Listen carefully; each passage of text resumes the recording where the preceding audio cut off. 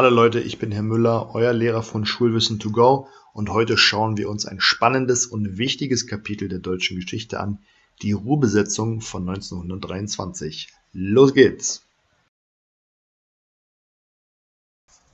Die Ursachen der Ruhrbesetzung liegen tief im Ersten Weltkrieg und den Folgen des Versailler Vertrags von 1919.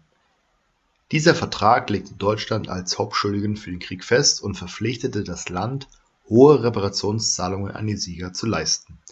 Die Reparationsforderungen wurden auf 132 Milliarden Goldmark festgelegt, was heute rund 33 Billionen Euro entspricht. Für viele Deutsche war der Versailler Vertrag ein schwerer Schlag. Sie fühlten sich unfair behandelt, nicht nur wegen der Reparationszahlungen, sondern auch wegen der Gebietsverluste und der Kriegsschuldzuweisung. Aber das war nicht das einzige Problem, das Deutschland 1923 belastete. Die wirtschaftliche Krise war im Jahr 1923 besonders dramatisch. Die deutsche Wirtschaft war nach dem Krieg zerstört. Um die Reparationen zu zahlen, begann die Regierung immer mehr Geld zu drucken. Doch das führte zu einer Hyperinflation. Das Vertrauen in die Währung brach zusammen und die Menschen mussten mit riesigen Geldmengen einkaufen, um sich das Nötigste zu leisten. Ein Brot konnte plötzlich mehrere Millionen Mark kosten. Politisch war das Land instabil. Die Weimarer Republik hatte es schwer, sich gegen extreme Bewegungen von links und von rechts zu behaupten. 1923 war ein Jahr voller politischer Unruhen mit Aufständen und Versuchen, die Regierung zu stürzen. Ein Video dazu findet ihr oben links in der Infobox. Als Deutschland 1923 mit der Zahlung der Reparationen in Stocken geriet, reagierte die französische und belgische Regierung mit einer militärischen Besetzung des Ruhrgebiets, dem industriellen Herzen Deutschlands.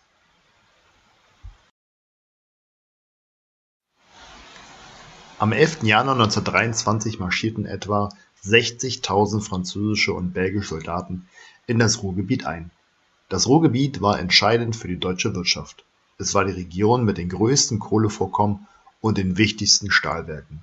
Die Besatzung sollte sicherstellen, dass Deutschland die Reparationszahlungen in Form von Kohle, Stahl und anderen Rohstoffen erbrachte.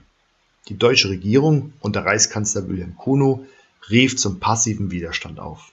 Die Arbeiter im Ruhrgebiet sollten nicht mehr arbeiten und es sollten keine Rohstoffe an die Besatzer geliefert werden.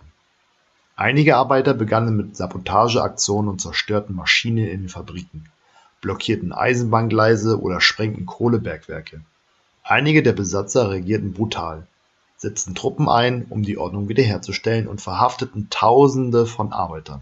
Die Besatzung führte zu einem Streik der gesamten Industrie im Ruhrgebiet und das Land begann noch weiter in die Krise zu rutschen.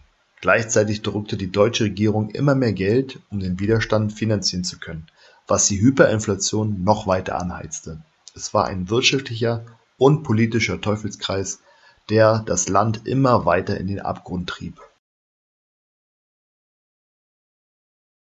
Die Folgen der Ruhrbesetzung waren dramatisch und weitreichend.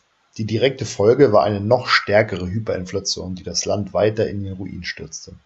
Das Vertrauen in die Mark als Währung war fast völlig verloren. Menschen mussten für alltägliche Dinge Millionen von Mark bezahlen und das führte zu einem massiven Verlust der Ersparnisse der Bevölkerung. Aber nicht nur die Wirtschaft litt. Die Ruhrbesetzung führte auch zu einer weiteren Spaltung in der deutschen Gesellschaft. Die politische Instabilität nahm zu und viele Menschen begannen, sich radikalen politischen Bewegungen zuzuwenden.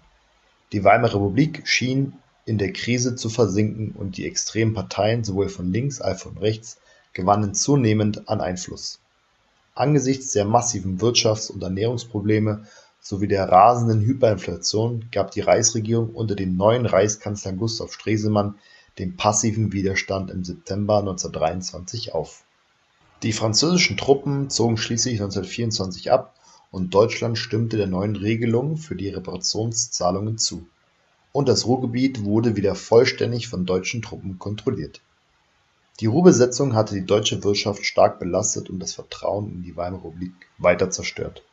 Das Land konnte sich zwar vorübergehend erholen, doch die politischen Spannungen blieben bestehen.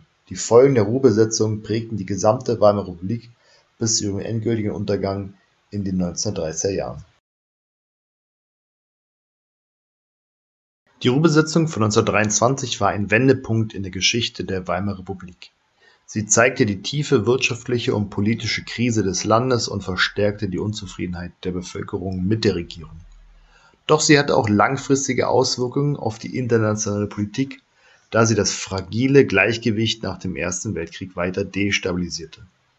Auch wenn die Ruhrbesetzung 1924 offiziell zu Ende ging, führten die Hyperinflation und die politischen Spannungen in den Folgejahren dazu, dass immer mehr Menschen radikale Lösungen suchten und schließlich auch den Weg für den Aufstieg des Nationalsozialismus bereiteten. Danke, dass ihr zugeschaut habt.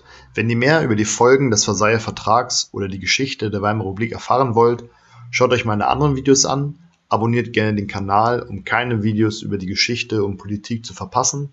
Bis zum nächsten Mal, euer Herr Müller.